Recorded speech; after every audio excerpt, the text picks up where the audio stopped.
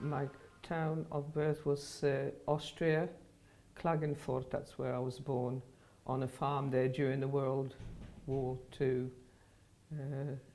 That's what my parents, obviously, my birth certificate tells me. And they were there for about, I think, 4 years probably. Yeah, but about 4 years, I think, in Austria. Well, they travelled from Austria through Italy, I think, and France before they came to England, because they had a choice, because obviously the Polish Air Force, the army, were helping Britain during the Second World War, you know. So obviously we had a choice to come here if we wanted to. It was a fantastic childhood. We had a lot of freedom. Nobody was afraid that something would happen to us. We were either usually playing in the woods, which were just opposite the camp, or we were scrumping apples, which the orchard was by the camp as well, or in the fields, which were growing. Sometimes they had corn on the cob, so we were in there. But most of the time we would be playing in the woods all day long.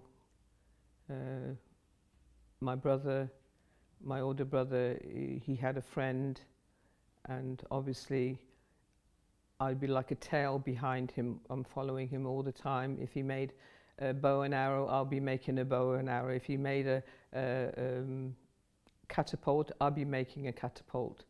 And he would try and hide from me. They used to go to the woods and try and hide from me, and I used to find them anyway. But yes, and we had a lot of animals. We had chickens, we had rabbits, we had a cat, we had a dog. So my life was full of animals as well as freedom.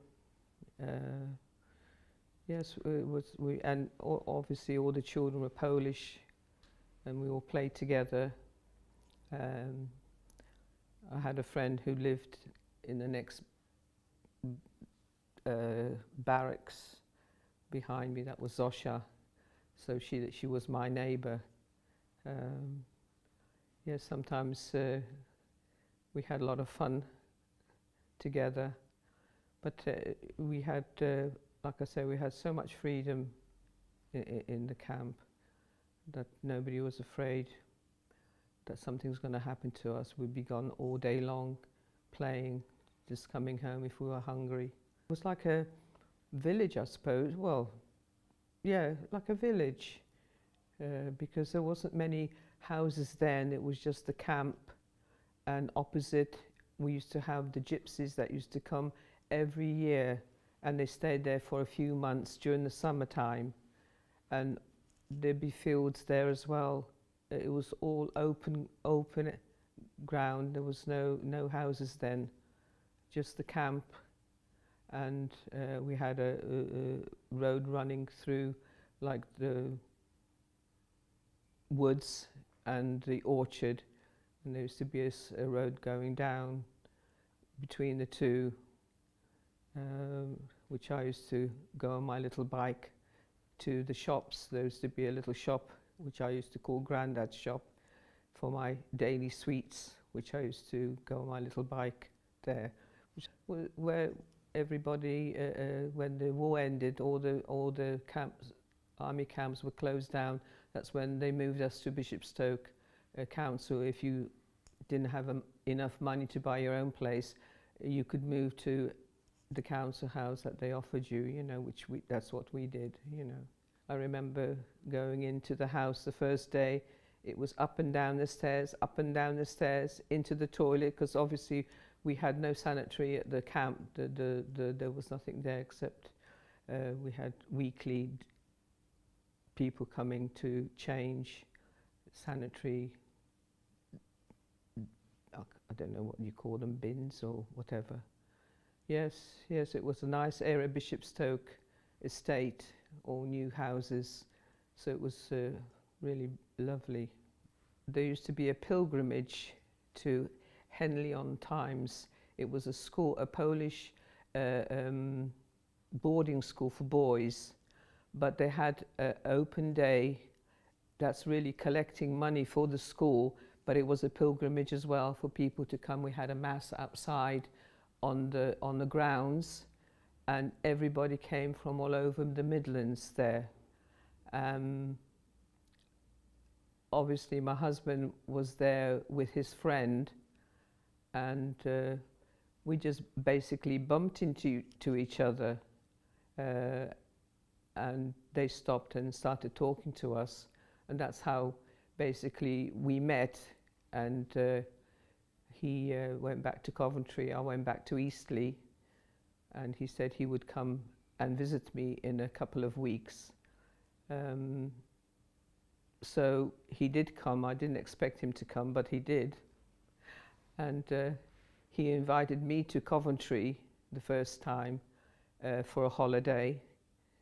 And after a few days, he said, "Will you marry me?"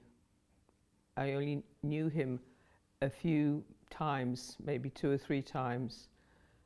And I guess I said yes. We met at the end of May and we got married in October of that year.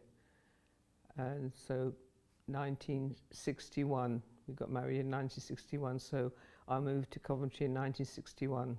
It was a traditional Polish ceremony in my part in Eastleigh, with traditional Polish foods. It's only when I married my husband, Zygmunt, that he lived in Coventry, so I had to move to Coventry, and this is where I integrated with the community here, and I started to work in the delicatessen. I did love Coventry when I first came, because of Coventry was the first city built with a precinct that you could walk around. There was no cars. It was absolutely fantastic. I was so excited coming to Coventry to live. My husband, he's a DIY man, and everything that broke down, he's inquisitive. He has to know why it broke down. He used to take everything to pieces and then put it back together if he could, obviously. Yes, when we bought our first house in Coventry, we had all the old furniture that the people left behind because they moved to Africa, South Africa. And we had that furniture for about 15 years. Even now, I have one cupboard and one chest of drawers from 53 years since we got married.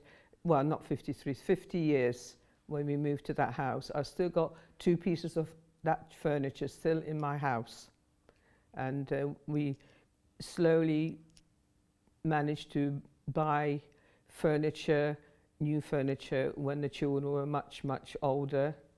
Only when we saved up the money. We never bought anything on HP.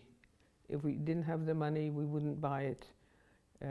So that was our method of, building up our home and making sure we always had some money for a rainy day, where young people now live for today, never mind tomorrow. Spend. Whatever they get, they just spend. My husband knew a lot of people in Coventry because he was here first in Coventry. He came to Coventry to do an apprenticeship. And then when we got married, obviously he knew a lot of people. He introduced me to a lot of his friends. That's how I started to know some of the people that he knew, because I didn't know anybody. And we had a lot of friends that we used to have home parties, birthday parties, and we had a lot of dances at the club, like Easter, Christmas, and during the year that we all went together as groups. But like I said, we were all integrated. We knew everybody. we knew each other, you know. Well, I knew English because I went to school in England, obviously, you know. My Polish, I developed my Polish more because working at the delicatessen, because at that time when I first started working at the delicatessen, it was basically just Polish people that came into the shop. Very few English people came to the shop, so I had to learn my Polish because people were asking me things, and sometimes I didn't understand, or my friends would help me because most of the ladies that worked in the shop were from Poland, so they knew Polish fluently, obviously, and they helped me a lot. That's how I learned my Polish more, by working in the shop. That taught me, you know.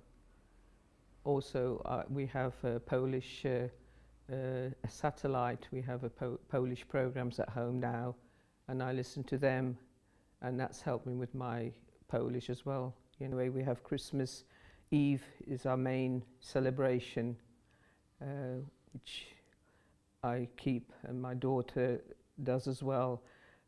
Well, usually we sing carols, but of course when my children were at home, we sang carols together, but now obviously we're integrated with my English family, so obviously I have my CD in the background singing Christmas carols.